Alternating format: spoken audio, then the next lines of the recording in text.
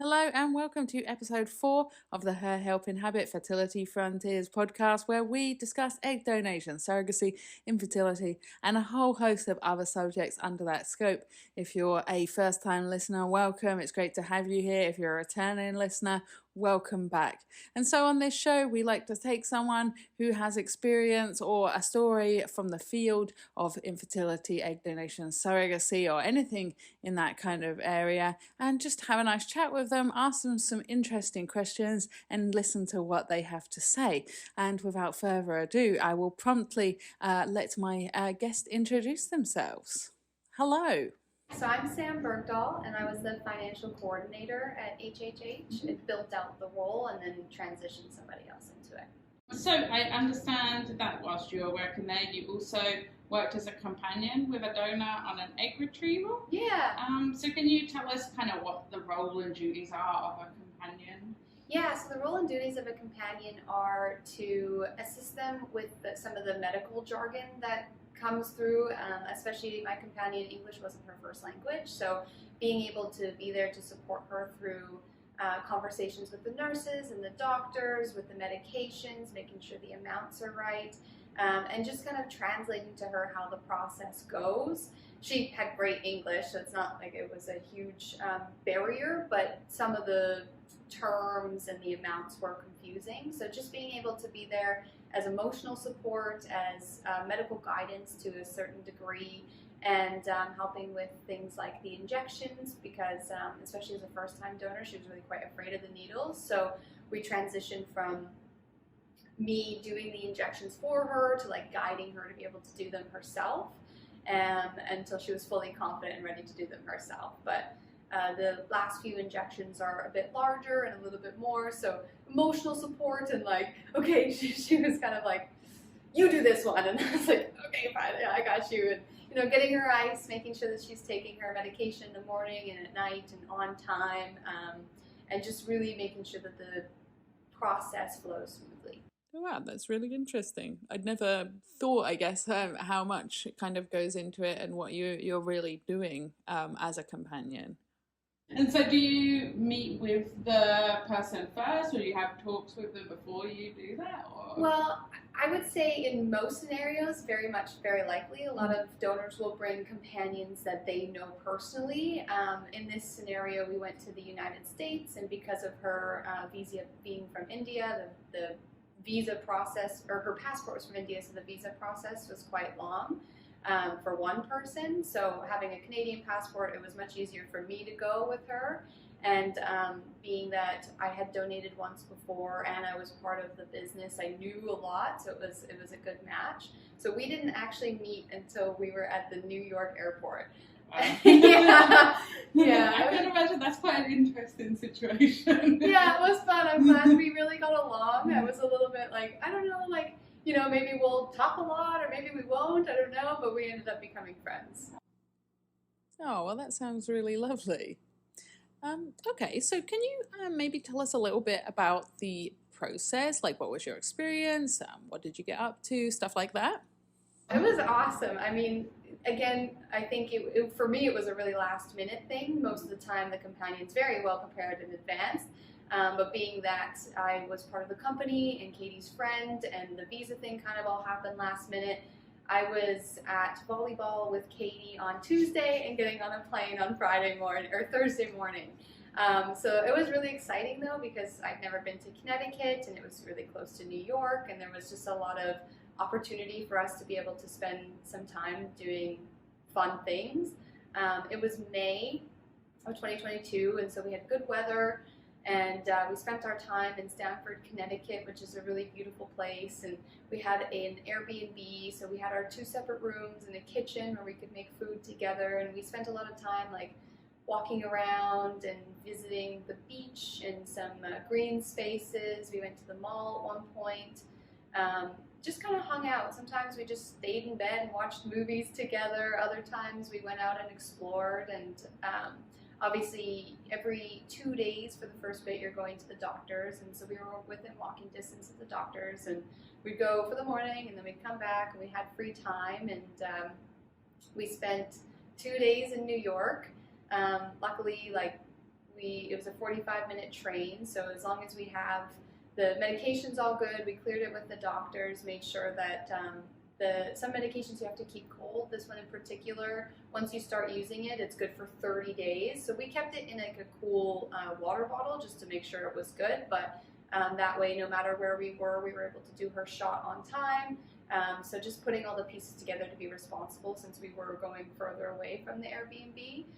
But we were able to go to New York, and we went to Luna Park at Coney Island, and we walked around Central Park and Manhattan, and then we went the second day and actually visited a friend of mine, and she did a whole walking tour for us of like Soho and other neighborhoods I don't remember the name of, and New York pizza, and just got to see Grand Central Station. And so it was a really fun little trip for us to, it's almost like a vacation. Like I had a bit of computer work to do here and there, but otherwise both of us were free time, and so we were there for 2 weeks, and yeah, it was a lot of fun.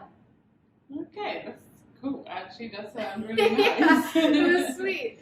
And what about the actual egg donation, kind of the retrieval day? So, like, what's that like for you as the person accompanying? Yeah, pretty simple. I mean, you need to make sure, of course, like no food or water beforehand. Making sure that the trigger shots, like they're 12 hours apart at very specific times. I've heard of some that are like, 4 in the morning and 4 in the afternoon. Luckily, ours is like 9 in the morning and 9 at night. But making sure, okay, like on the dot, we've got everything ready. We're doing it exactly at that time. You've got your medication ready. We're sorted. Your comfy clothes good to go. And then her retrieval was at 8 in the morning, I believe. So we just woke up, walked over to the clinic. Everything was all good. She was obviously very bloated at that point, like ready. And then it was still kind of masks COVID time, so I wasn't allowed to go in with her. I went to like a certain extent where we talked with the nurses, and then it was like, okay, time to separate. So I walked over to a bagel shop and got her food and myself food for afterwards. And by the time I got back, she was just in the room. They'd given her some snacks and some juice, and she was great. She was like, oh, that was awesome. I could do that again. It was super easy and simple, and they took really good care of her. So really, it's just about being support. We Ubered back, 5 minutes just to kind of like stop her from having to walk, and then just relaxed for the rest of the day. And just kind of like, do you need anything? Are you feeling okay? She was really quite good. Like there wasn't really any cramping or anything for her, so it was a really easy process. Other people, like I remember the one donation I did, I was a bit like loopy and like didn't feel too great for a little bit, so just lay in bed. But with the donor I went with, it was really smooth. So we just chilled and ate some macaroni because that's what we were craving, and watched movies, and that was pretty much it. Okay, cool. Yeah. It's not too stressful. Yeah, no, it went really smooth. Wicked. Okay, cool. The last question then would be, what was your favourite part of being a companion? Well, the kind of last minute trip to somewhere very new and actually getting to see New York, I think was really cool.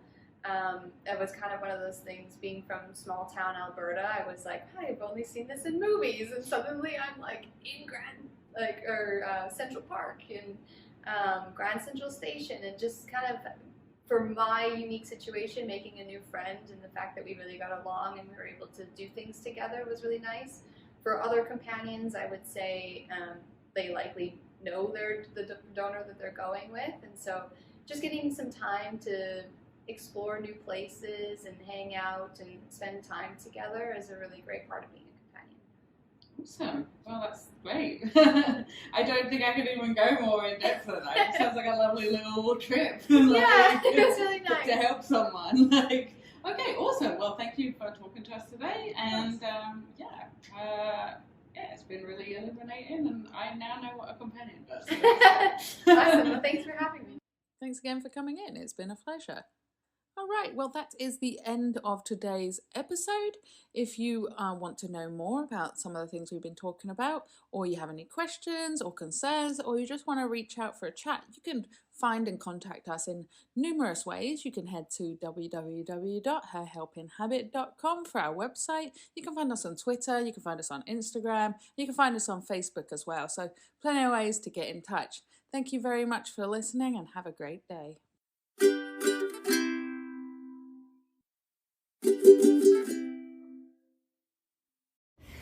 Hey guys, it's Sam here, just with a little PSA. I was listening over the podcast, and there was something that came up for me that I wanted to make sure I share as a disclaimer at the end of this.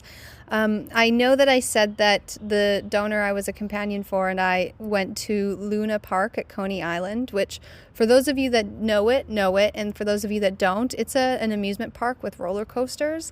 This is something fun to do, but I want to make sure that everyone knows what they should or should not do during their cycles, and this will make sense in a second. The one donation that I did do was in Montreal, and I learned that they had a roller coaster park called La Ronde that I really wanted to go to. And I decided before I went, because I almost bought a ticket, that I should have a conversation with the nurse. And she stated that had this been, maybe the first day, 3 days of my cycle, it probably could have been okay. But because it was after day 3, my ovaries had already grown to be too large, and something like a roller coaster could make them actually like flip upside down or invert. So very painful, very much puts the donation at risk, if not completely affect it, and not something you want to experience. So I just want to make sure, if you're in a place that has like an amusement park, for example, or something where you're not sure if you should do it, just talk to your doctor, have a conversation with your doctor and your case manager, and make sure that it's something that's not going to affect the donation, because you would much rather have a great donation than a fun time at a park for 2 hours. So what? Yeah. Plus, and as another part, it affects your own health. So just keep that in mind. Make sure that you're always going into the retrieval process with the donation in mind, and even leading up to it, and that you're taking the right steps so that your health is the best it can be, and so is the donation process, because there's going to be some really happy people on the other end of it. So, little PSA from me. Hope you enjoyed the podcast, and thanks for listening and supporting Her Helping Habit, because they are making differences around the world.